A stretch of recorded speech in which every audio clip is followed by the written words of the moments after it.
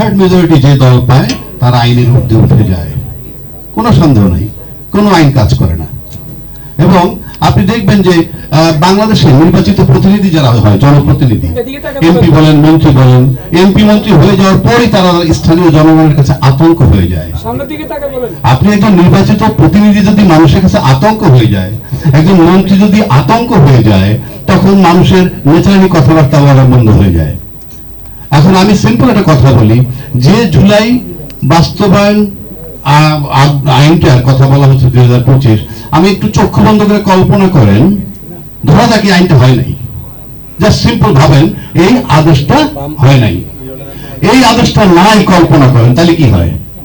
এই আদেশটা যদি নাই হয়, তাহলে তো সংবিধান মোতাবেক নির্বাচন হওয়ার কথা ছিল 8 আগস্ট থেকে 8 আগস্ট 2024-এর পর 7 নভেম্বর 2024-এর মধ্যে। সংবিধানে কি বলা আছে যে সময় পার হওয়ার পর যখন মন চায় তখন?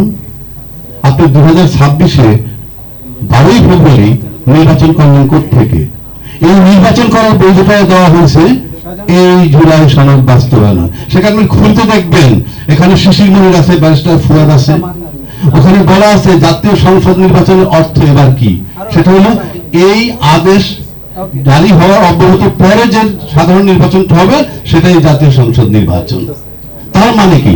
তার মানে সংবিধান মোতাবেক এই নির্বাচনটা জাতীয় সংসদ নির্বাচন করার সুযোগ নাই, সেটা এক্সপায়ার করছে। যে কারণে এখানে বলা, কারণ এই আইনটাকে যদি অস্বীকার করা হয়, এই আদেশটাকে যদি অস্বীকার করা হয়, তাহলে আপনার নির্বাচন নিয়ে প্রশ্ন আসবে। দ্বিতীয় কথা হলো, এই সরকারটা ছিল অন্তর্বর্তীকালীন সরকার, যে সরকার সংবিধানের মধ্যে নাই, সে সরকার এই সংবিধান চালাবে কিভাবে? এটা ভেরি সিম্পল। আপনি একটা কোম্পানির কিছু না, সেই কোম্পানির ভিতরে আপনি ম্যানেজিং ডিরেক্টর হিসেবে নাই, তো আপনি সেই কোম্পানি চালাবেন কেমনে? এটার ভিতরে তো বলা নাই অন্তর্বর্তীকালীন সরকারের কথা। সুতরাং সে কারণেও আপনি অন্তর্বর্তীকালীন সরকার চলেছে অন্তর্বর্তীকালীন আইনে, এবং সেই আইনটা কি উনি যেটা বলবেন সেটা চূড়ান্ত হয়েছে তাই কিন্তু, এবং সেটার বৈধতা দিচ্ছে এই জুলাই সনদের মাধ্যমে। তৃতীয় কথা হচ্ছে, আচ্ছা ধরি আমরা সব সংশোধন হয়ে গেল, সব সংশোধন যদি হবে, সংশোধন তো না সংস্কার, এতে রাষ্ট্রের ক্ষতি কি, দেশের জনগণের ক্ষতি কি? কিংবা এই সংস্কার হয়ে যাওয়ার পর কালকে সকালে কি জামাত ইসলাম ক্ষমতায় চলে আসবে, নাকি ছাত্র শিবির ক্ষমতায় চলে আসবে, নাকি ছাত্র লীগ ক্ষমতায় চলে আসবে? ক্ষমতায় আসার সাথে এই সংস্কারের সম্পর্কটা কি? তাহলে আপনারা বাস্তবায়ন করতেছেন না কেন? এইটা যদি, এই সংস্কারগুলো যদি হয়, রাষ্ট্রের ক্ষতি নাই, জনগণের ক্ষতি নাই, বিদেশের সাথে আমার সম্পর্ক নষ্ট হবে না, তাহলে সংস্কারটা করতে সমস্যাটা কোথায়? সমস্যা এক জায়গায়, সেটা কি আপনি কুক্ষিগত করবেন সব। Intention is not good, but আইনের ভাষায় কি বলে, আপনি একবার মেনে নিছেন, মানুষকে প্রতিশ্রুতি দিচ্ছেন আমরা এটা মেনে নিলাম, সেই মোতাবেক আপনারা গণভোট করেছেন।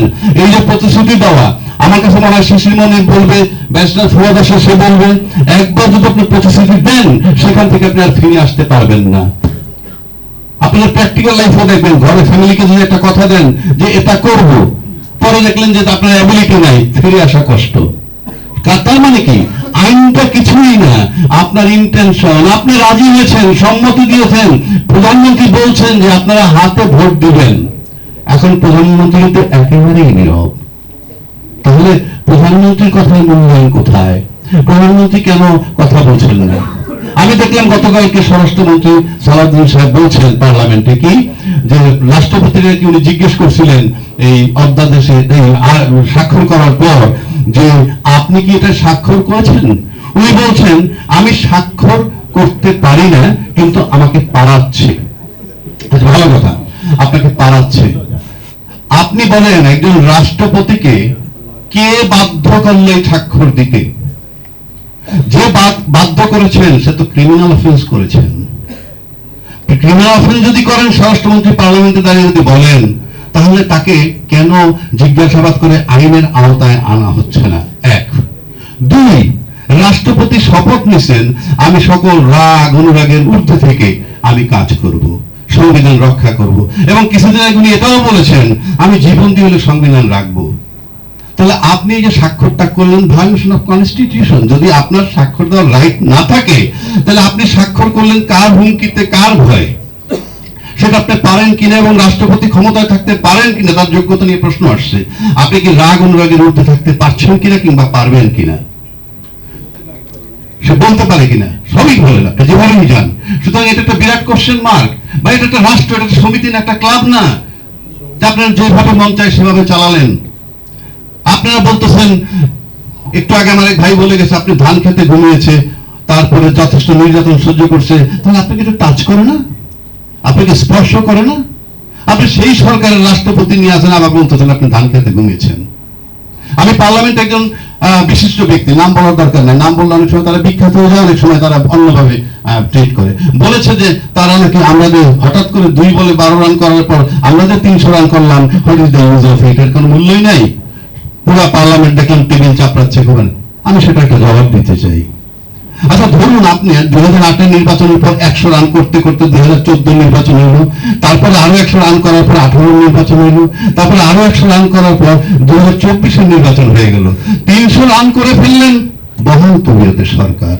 ঠিক সেই মুহূর্তে ওই নির্বাচনের পর যদি 29 সাল পর্যন্ত থাকতো, আপনারা আরো 100 রান করতেন, কিন্তু সরকার যাইতো না। সেই সময় আমরা ক্রিকেট খেলায় দেখেছি এরকম ঘটনা কি, সব সেটা দেখা যায় একজন বলার ব্যাটসম্যান লাস্ট উইকেট হয় 1 বলে 3 রান, 1 বলে 5 রান, ঠিক সেই মুহূর্তে উনি একটা 4 কিংবা 6 মেরে জয়সূচক রান করেন। এটাই চূড়ান্ত বিজয়। সুতরাং আপনার এই যে রানের কথা বলতেছেন, এগুলো চলে না রে ভাই। এই সমস্ত কথা ঘরে বসে ওই আমরা বিভিন্ন জায়গায় বসে মুখরোচক আলাপ করতে পারি, তারপরে চরম বাস্তবতা হলো জয়সূচক রান যে করেছে, বিজয়টা সে ছিনিয়ে নিয়েছে। আসেন ফুটবল খেলা, 90 মিনিটের খেলা, 2টা দল খেলা হচ্ছে, এক দল বলতেছে পুরো মাঠ নিয়ন্ত্রণ করছে একটা দল, এ দল, কিন্তু বি দল 2টা সুযোগে 2টা গোল দিয়ে দিয়েছে, ফাইনাল। কাজেই ওই যে গোল দিছে কিংবা রান নিছে, জয়সূচক রান বা জয়সূচক গোল, দ্যাট ইজ ফাইনাল। আপনারা ওই গোলগুলো যদি না হইতো, ওই রানটা যদি না নিত, তাহলে আপনারা এখনো ক্ষমতায় থাকতো আওয়ামী লীগ এবং আপনারা আগামী 29 সাল পর্যন্ত আরো 100 রান করতেন। সুতরাং আপনার যদি এই ইন্টেনশন থাকে যে আমরা এইভাবে রান করব, ক্ষমতায় ফ্যাসিলিজম থাকবে, yes you are permitted to do it. কিন্তু প্রশ্ন হচ্ছে মানুষের, আমি সবাইকে একটা রিকোয়েস্ট করব, আমরা কেউ কেউ বলি কেউ পাকিস্তানের দালাল, কেউ ভারতের দালাল, কারো প্রকাশ করার দরকার নাই। জাস্ট আপনার বিবেককে আপনি প্রশ্ন করেন আপনি বাংলাদেশি কিনা। যদি আপনি ব্যক্তিগতভাবে কনফার্ম থাকেন যে আপনি বাংলাদেশি, তাহলে আমার কাছে মনে হয় এই কোন সংস্কারে চিন্তিত হওয়ার কোনো কারণ নাই। যদি ভাবেন আপনি বাংলাদেশি, আপনি আমাকে এখানে বসে দেখি আমরা নানান জনকে নানান ব্লেম দেওয়া হয়। আমরা এটাও শুনেছি গত সরকারের সময়, এই অন্তর্বর্তীকালীন সরকারের সময়, কি ধান খেতে যারা ঘুরেছেন তারা নাকি 12 বছর যাবৎ আওয়ামী লীগকে সরানোর জন্য চেষ্টা করছে। তো 12 বছর যাকে সরানোর জন্য চেষ্টা করছে তারা 15 বছর ক্ষমতায় ছিল। আর একটা অন্তর্বর্তীকালীন সরকার আসছে, তাকে সবাই সহযোগিতা করছে, কিন্তু উনি 18 মাস সুস্থ থাকতে পারেননি। কোন ইন্ডিভিজুয়াল কিন্তু দাবি দেওয়া করে না। আমরা দেখছি অন্তর্বর্তীকালীন সরকার আসার পর 150-200 রকমের আন্দোলন হয়েছে, তাদের দাবি দেওয়াগুলো কি সব পূরণ হয়ে গেছে? অন্তর্বর্তী হয়ে চলে যাওয়ার পর এখন আন্দোলনটা কোথায়?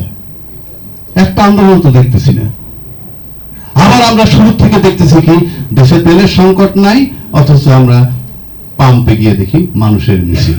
তো যাই হোক, সেই প্রসঙ্গে আমি যাচ্ছি না, সব শেষ করে দিচ্ছি। আমি একটা কথা বলে দিচ্ছি যে আপনাদেরকে ক্লারিফাই করতে হবে যে জুলাই সনদ বাস্তবায়ন করলে রাষ্ট্রের ক্ষতি কি হয়, বিশ্বের সাথে আমাদের সম্পর্কের ক্ষতি কি হয়, জনগণের ক্ষতি কি হয়, এবং মুক্তিযুদ্ধের চেতনা চলে যায় কিনা, এই সমস্ত বিষয়গুলো যদি ক্লিয়ার করতে পারেন, বুঝাইতে পারেন, আমরা সবাই মিলে বলবো সংস্কার দরকার নাই।